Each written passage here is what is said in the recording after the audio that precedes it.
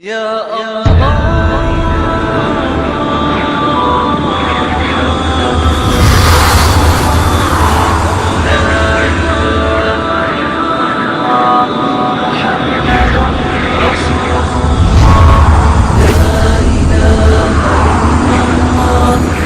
محمد رسول الله لا إله إلا الله محمد رسول الله.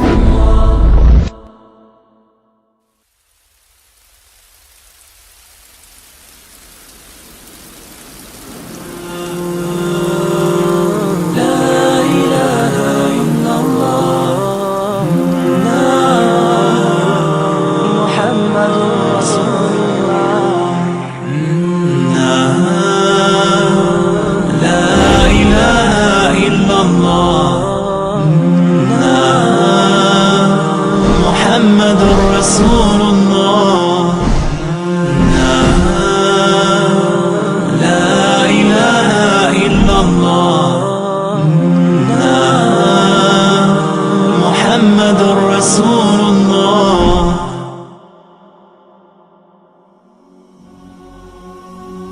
La vérité sur l'islam aujourd'hui est totalement opposée au mensonge. Oubliez tout ce que vous pensiez savoir sur cette religion. Vous aviez l'idée qu'être musulman, c'était être terroriste, quelqu'un qui sème la terreur, une personne orgueilleuse qui prône le mal, etc.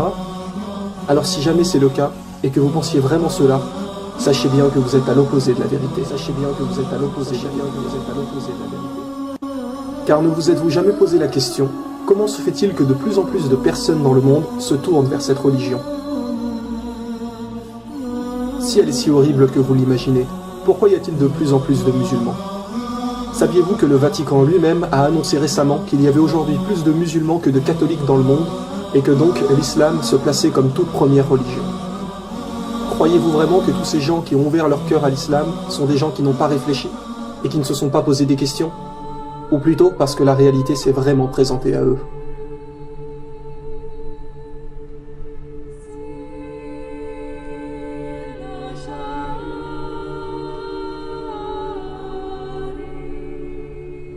Il est aujourd'hui plus que temps de cesser les mensonges. Pourquoi n'y croyez-vous pas ? Parce que vous êtes persuadé que les musulmans sont des terroristes ? Mais qui vous a dit ça ? Où avez-vous entendu cela ? Voilà en réalité le vrai problème. C'est qu'aujourd'hui, les gens confondent arabe et musulman. Savez-vous ce que veut dire le mot musulman ? La définition même du mot est « faire ce que Dieu nous demande ». Or, Dieu nous a strictement interdit de tuer. Il nous est dit dans le Coran que quiconque tue une âme injustement, ce sera comme s'il avait tué l'humanité tout entière. Donc, quand vous entendez quelqu'un dire « un terroriste musulman a tué quelqu'un », déjà là, c'est impossible, puisque le mot musulman veut dire « obéir à Dieu ». Et Dieu nous interdit de tuer qui que ce soit. Donc si un arabe tue quelqu'un, cela veut-il forcément dire qu'il est musulman ? Par exemple, un français n'est pas forcément un chrétien. Un chinois n'est pas forcément un bouddhiste. Ne confondez pas arabe et musulman. Tous les arabes qui sèment le mal sur terre seront punis comme les autres. N'oubliez pas la parole du prophète. Un arabe n'est pas supérieur à un non-arabe, et un non-arabe n'est pas supérieur à un arabe. N'importe qui peut être musulman. Et ces personnes-là ne font pas le mal. Un musulman est quelqu'un qui a l'obligation d'aider son prochain, de nourrir le pauvre, de ne jamais faire de mal, de ne pas se mettre en colère, de pardonner toujours les autres, de remercier Dieu de ce qu'il nous donne. Ouvrez vous-même le Coran. Où voyez-vous qu'il nous est demandé de tuer ? Où voyez-vous qu'il nous est dit de faire du mal ? Beaucoup de gens pensent aussi que les femmes sont soumises à leur mari, alors que ceci est absolument faux. Avant que le prophète Mohammed arrive, les hommes se payaient des femmes, les utilisaient, ils les croyaient inférieures. Et lorsque le prophète est arrivé, il a aboli tout ça, en expliquant bien clairement que la femme est l'égale de l'homme, ni inférieure, ni supérieure. Où voyez-vous dans le Coran que celle-ci doit être soumise ? En vérité, le prophète Mohammed a dit « Parmi les meilleurs d'entre vous, ce seront ceux qui prendront soin de leurs femmes. » Alors vous me direz peut-être « Oui, mais on voit des gens qui ne font pas ça, qui ne respectent personne. » Eh bien oui, cela est vrai.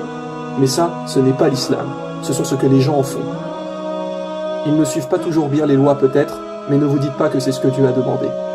Aujourd'hui, les ignorants jugent une religion en se basant exprès sur les arabes qui font n'importe quoi pour vous faire penser que c'est cela l'islam. Vous ne vous rendez pas compte que vous vous faites manipuler. Êtes-vous déjà allé dans une mosquée, voir vraiment qui sont les vrais musulmans ? Allez faire le test. vous serez vite surpris de voir que toutes vos suspicions sont totalement fausses. Car vous trouverez chez les croyants une vraie fraternité, des gens qui ont le sourire.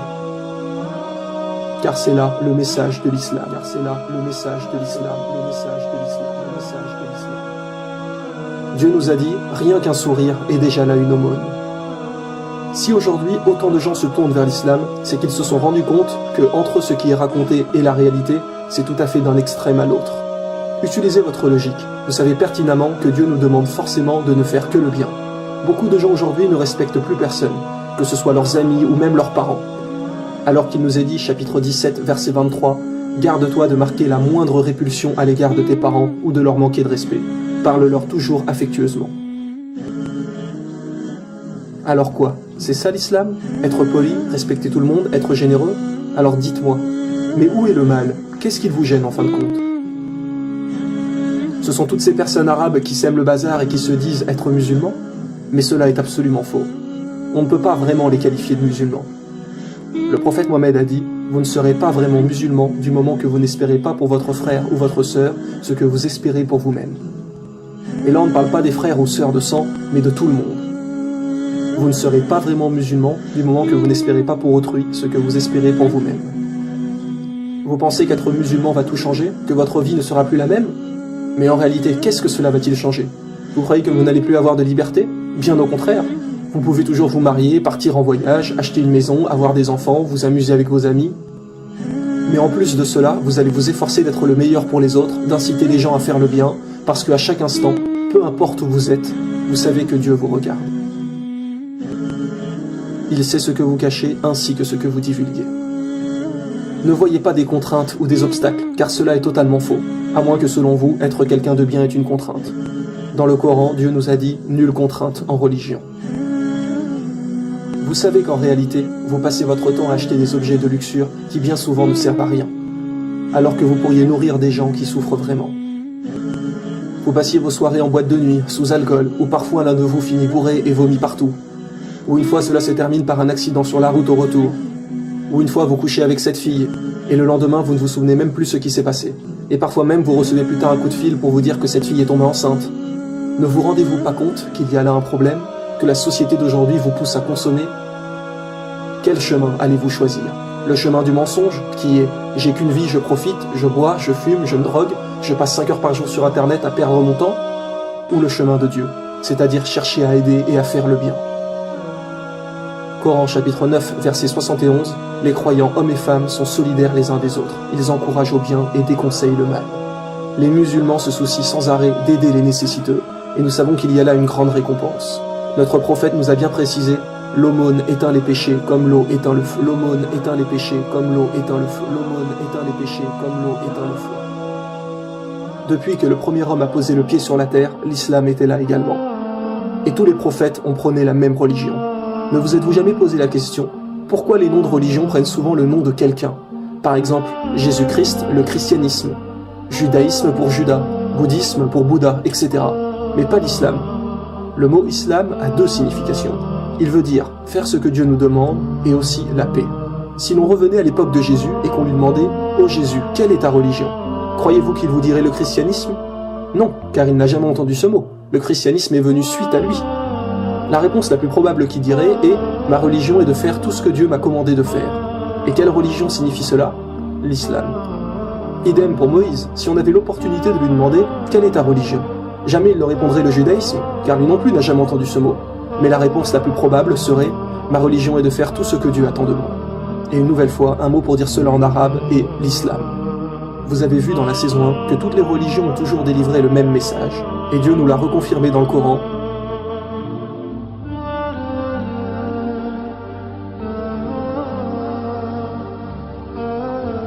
Mais malheureusement, il y a eu des innovations dans beaucoup de choses. Et c'est pour cela que tous les prophètes ont annoncé la venue du dernier messager, qui rétablira bien sur la terre la vérité sur la religion de Dieu. Comme par exemple, lorsque Jésus a prédit l'arrivée du prophète Mohammed, dans l'évangile selon saint Jean, chapitre 16, verset 13, en disant « Il vous conduira dans toute la vérité, car il ne parlera pas de lui-même, mais il dira tout ce qu'il aura entendu. » Et dans le Coran, que nous est-il dit?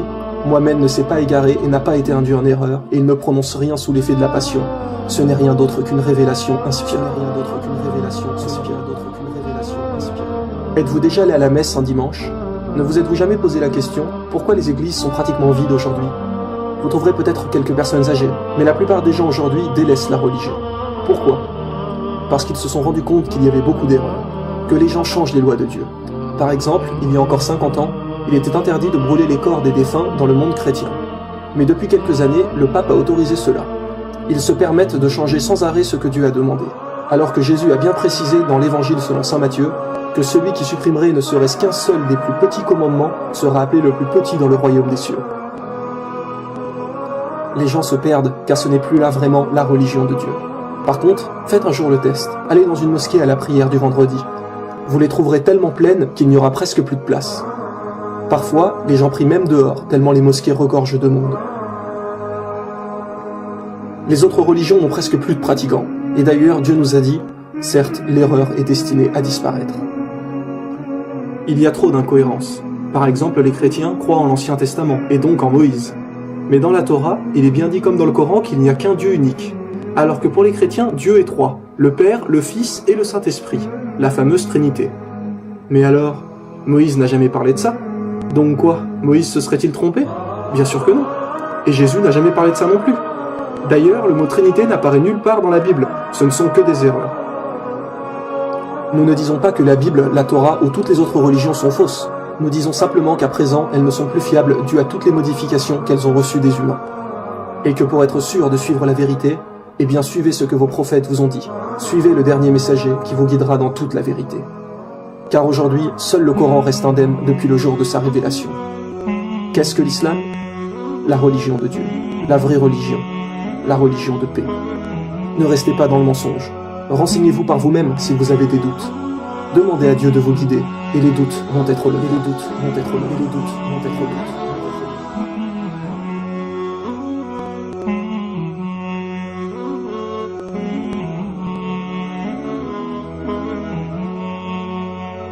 Thank you.